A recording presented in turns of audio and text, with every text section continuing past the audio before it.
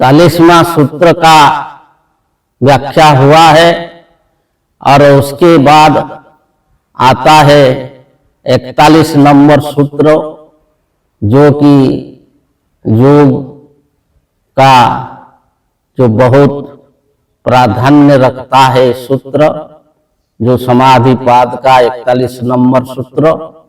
उसमें जो महर्षि पतंजलि इस सूत्र में बताते हैं कि क्षीण वृत्तिरभिजात सेव मणे ग्रहीतु ग्रहण ग्राह्येषु तस्थ तदंजनता समापति।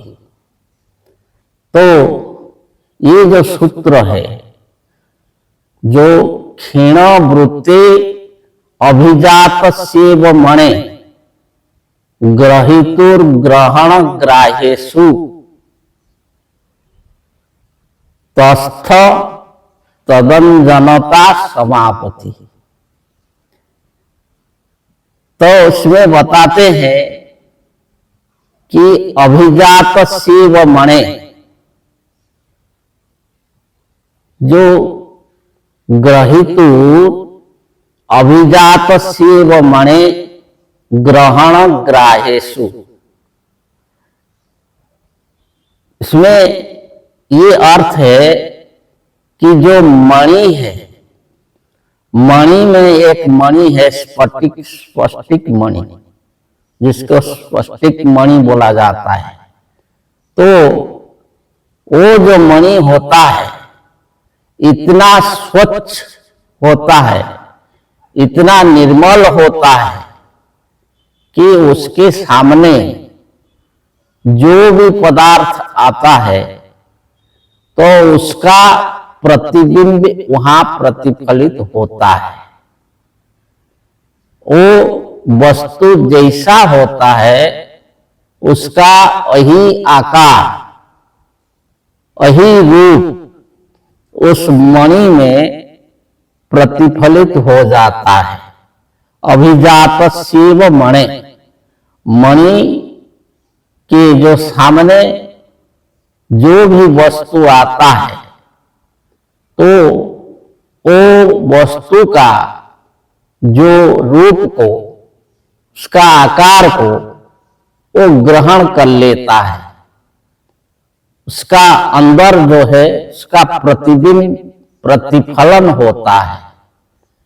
तो ऐसे ये बताते हैं कि जो क्षीण वृत्ति ग्रहीतु, जो वृत्ति क्षीण हो जाता है, ग्रहीतु ग्रहण करने वाला का, किसका? जो साधक का मन का, जो साधक का मन जो परमाणु से भी सूक्ष्म है, यही मन जब ध्यान योग के द्वारा स्थिर हो जाता है, स्वच्छ निर्मल हो जाता है, तो वो जो मन है वो ग्रहण करने का योग्य बन जाता है। किसका?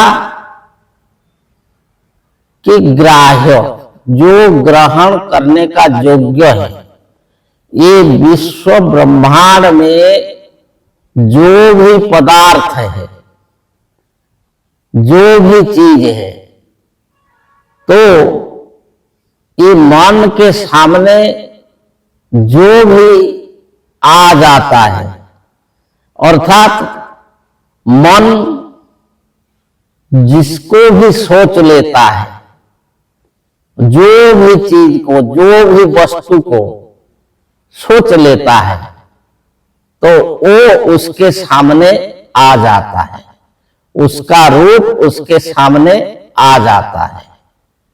जब मन का जो वृत्ति क्षीण हो जाता है, क्षीण हो जाते हैं सारा वृत्तियां, पहले जो बताया गया है वृत्ति, तो वो जो वृत्तियां, जब मन का वृत्तियां क्षीण हो जाते हैं और मन जो है संपूर्ण सोच निर्मल हो जाता है, तो इस मन जो ग्रहण योग्य बन जाता है, तो ये जो मन है जो भी सोच लेता है, ये सारे विश्व ब्रह्मांड के जो सूक्ष्माति सूक्ष्म में लेकर के स्थूलाति स्थूल तक जो भी सोचेगा, उसका रूप जो है उसके सामने आ जाता है।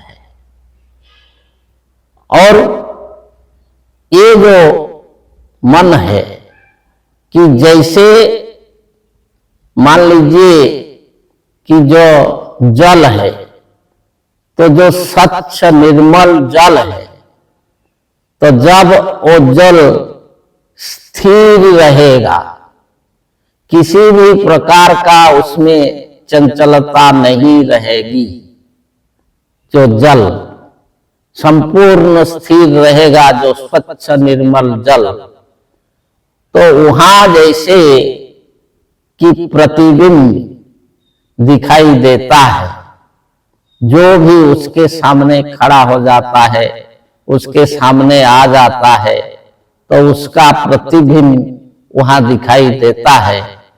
तो ऐसे जो साधक जब ध्यान योग के द्वारा अपना मन को जो वृत्ति निरोध कर लेता है, वृत्तियां सारे क्षीण हो जाते हैं, तो वो जो मन है इतना शुद्ध हो जाता है, निर्मल हो जाता है कि वो जो भी सोचता है और तुरंत उसके सामने उसका रूप जो है आ जाता है।